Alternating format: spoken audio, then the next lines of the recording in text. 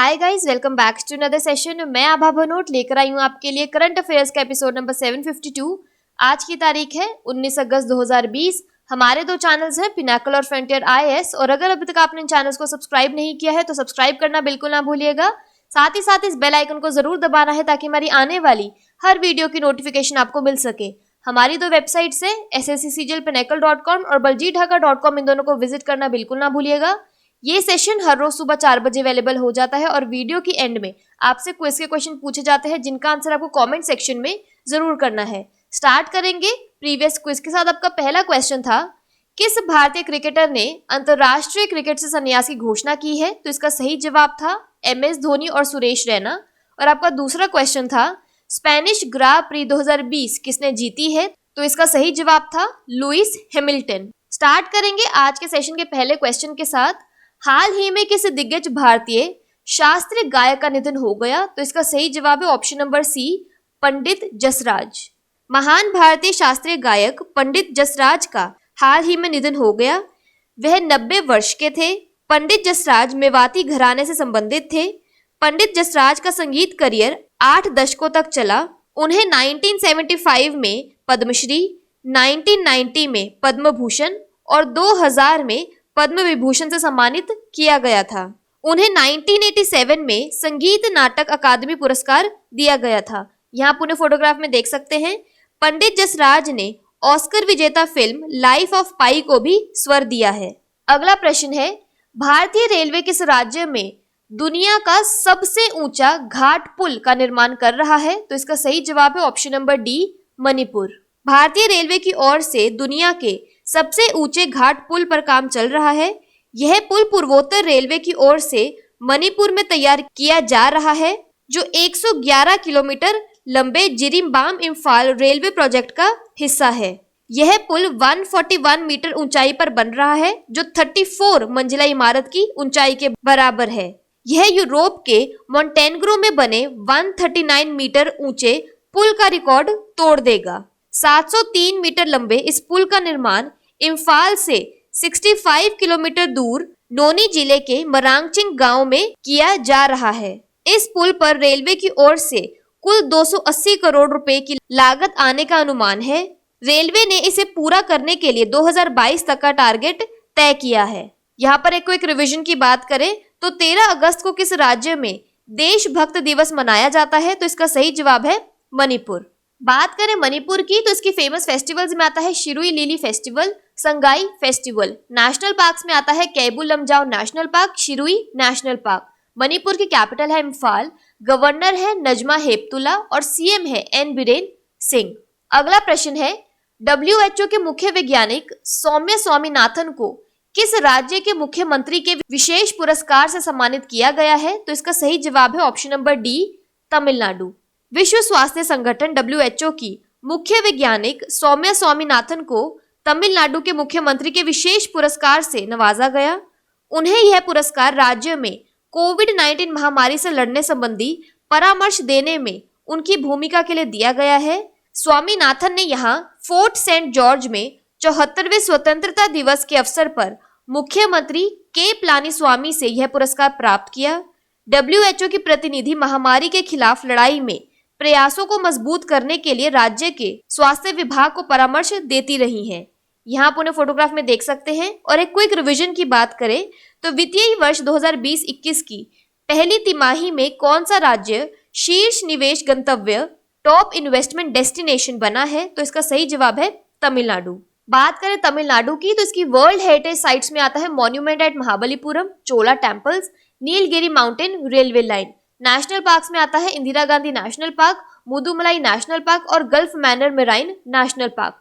तमिलनाडु की कैपिटल है चेन्नई। गवर्नर है बनवारीलाल पुरोहित और सीएम है के पलानीस्वामी। अगला प्रश्न है, सीमा सुरक्षा बल BSF के नए महानिदेशक के रूप में किसे नियुक्त किया गया है? तो इसका सही जवाब है option number B, Rakesh Asthana. Rakesh Asthana को सीमा सुरक्षा बल BSF का महानिदेशक नियुक्त किया गया है। अस्थाना वर्तमान में नागरिक उड्डयन सुरक्षा ब्यूरो के महानिदेशक और नारकोटिक्स कंट्रोल ब्यूरो NCB के अतिरिक्त प्रभार के साथ काम कर रहे हैं। उन्हें पद से जोड़ने की तारीख से लेकर 31 जुलाई 2021 तक सीमा सुरक्षा बल का महानिदेशक डीजी नियुक्त किया गया है। अस्थाना 1984 बैच के आईपीएस अधिकारी हैं। यहाँ पर एक क्विक रिवीजन की बात करें तो BRICS anti drug working group के चौथे सत्र में भारतीय प्रतिनिधि मंडल का नेतृत्व किसने किया है? तो इसका सही जवाब है राकेश अस्थाना। अगला प्रश्न है, ग्वालियर चंबल एक्सप्रेसवे का नाम बदलकर किस पूर्व प्रधानमंत्री के नाम पर रखा जाएगा? तो इसका सही जवाब है option number B, Atal Bihari Vajpayee. Rajasthan, Madhya Pradesh और उत्तर प्रदेश को जोड़ने वाला 6 लेन का चंबल एक्सप्रेसवे अब पूर्व प्रधानमंत्री अटल बिहारी वाजपेयी के नाम से जाना जाएगा। मध्य प्रदेश के मुख्यमंत्री शिवराज सिंह चौहान ने यह घोषणा की है कि चंबल एक्सप्रेसवे अब श्री अटल बिहारी वाजपेयी चंबल प्रोग्रेस वे के नाम से जाना जाएगा। भारत के पूर्व प्रधानमंत्री और भारत रत्न अटल बिहारी वाजपेयी की दूसरी पुण्यतिथि के मौके पर शिवराज सिंह ने यह घोषणा की। चंबल एक्सप्रेसवे चंबल नदी के किनारे राजस्थान के ऐतिहासिक शहर कोटा और उत्तर प्रदेश के इटावा को आपस में जोड़ेगा। इस एक्सप्रेसवे की अनुमानित लंबाई 404 किलोमीटर रहेगी, जिसमें 309 किलोमीटर हिस्सा मध्य प्रदेश में, 78 किलोमीटर राजस्थान में और 17 किलोमीटर उत्तर प्रदेश में होगा। इस प्रोजेक्ट की अनुमानित लागत 7,532 करोड़ रुपए रहेगी। अगला प्रश्न है, फुल स्पेक्ट्रम इंडियाज वॉर्स 1972-2020 नामक पुस्तक किसने लिखी है? तो इसका सही जवाब है ऑप्शन नंबर बी, सेवानिवृत्त air vice marshal Arjun Subramaniam. सेवानिवृत्त air vice marshal Arjun Subramaniam ने एक नई किताब लिखी है, फुल स्पेक्ट्रम इंडियाज वॉर्स 1972-2020। यह पुस्तक समकालीन भारत में अगले महीने के दशकों में युद्ध और व्यापक भारत को चित्रित करती है। इसे Harper Collins publishers India private limited द्वारा प्रकाशित किया जाएगा। यह उनकी पहली पुस्तक India's Wars a military history 1947-1971 की अगली कड़ी है। इस पुस्तक में सभी प्रमुख ऑपरेशन शामिल हैं जिनमें सशस्त्र बलों ने भाग लिया है। अर्जुन सुब्रमण्यम एक कुशल पायलट हैं जिन्होंने अपने करियर में MiG-21 और मिराज 2000 में उड़ानें भरी हैं। यहाँ पर उन्हें फोटोग्राफ में देख सकते हैं। और एक क्विक रिवीजन की बात करें, the India way strategies for an uncertain world book किसने लिखी है? तो इसका सही जवाब है डॉक्टर एस जयशंकर। अगला प्रश्न है, इंडियन सोलर अलायंस ISA पहली बार 8 सितंबर को विश्व सौर प्रौद्योगिकी शिखर सम्मेलन आयोजित करेगा। ISA के महानिदेशक कौन है? तो इसका सही जवाब है option number C, Upendra Tripathi. भारतीय सौर गठबंधन इंटरनेशनल सोलर अलायंस ISA 8 सितंबर को पहली बार विश्व सौर प्रौद्योगिकी शिखर सम्मेलन आयोजित करेगा। ISA को भारत ने 2015 में फ्रांस के साथ शुरू किया था। शिखर सम्मेलन का उद्देश्य विश्व के वैज्ञानिकों और इंजीनियरों को ऊर्जा को सस्ती बनाने के लिए चुनौतियों का सामना करना है। ISA के महानिदेशक हैं उपेंद्र त्रिपाठी। केंद्रीय विद्युत प्राधिकरण के अनुसार भारत में सौर ऊर्जा उत्पादन जुलाई 2020 तक 35 गीगावाट था। भारत ने 2022 तक 100 गीगावाट सौर ऊर्जा हासिल करने का महत्वाकांक्षी लक्ष्य रखा है। इंटरनेशनल सोलर अलायंस 121 देशों का एक गठबंधन है जो सौर ऊर्जा के लाभों को बढ़ावा देने के लिए काम करता है। यहाँ पर एक रिवीजन की बात करें तो जम्मू और कश्मीर के नए लेफ्टिनेंट गवर्नर है मनोज सिन्हा, सेल की पहली विमेन चेयरपर्सन है सोमा मोंडल और UPSC के नए चेयरमैन है प्रदीप कुमार जोशी। अगला प्रश्न है, किस मंत्रालय ने स्वास्थ्य और पोषण पोर्टल स्वास्थ्य और न्यूज़लेटर आलेख लॉन्च किया है? तो इसका सही जवाब है ऑप्शन नंबर सी, जनजातीय मामलों का मंत्रालय। जनजातीय मामलों के मंत्रालय ने स्वास्थ्य एवं पोषण पोर्टल स्वास्थ्य और स्वास्थ्य तथा पोषण पर न्यूज़लेटर आलेख जारी किए हैं। स्वास्थ्य नामक पोर्टल अपने किस्म का पहला ऐसा पोर्टल है जो एक ही मंच पर भारत की जनजातीय आबादी के स्वास्थ्य और पोषण संबंधी जानकारी उपलब्ध कराता है। उन्होंने गोइंग ऑनलाइन एज लीडर्स गोल के माध्यम से फेसबुक के साथ भागीदारी में मंत्रालय की पहल के बारे में भी जानकारी दी। इसके साथ ही एक त्रैमासिक न्यूज़लेटर आलेख जारी किया।